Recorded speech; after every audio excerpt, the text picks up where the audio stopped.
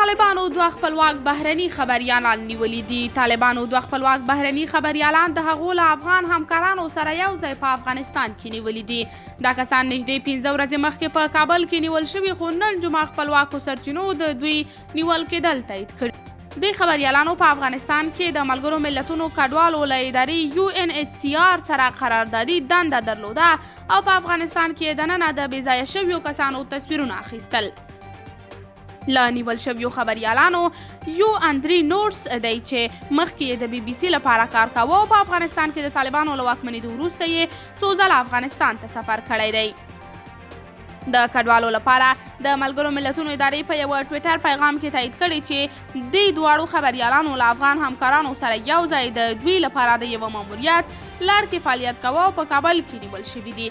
قدرمنو لیدونکو، تاسې د دې موضوع په هکله څه نظر لرئ؟ خپل نظریات را سره په کمنټ کې شریک، ویډیو لایک او چینل سبسکرایب کړئ.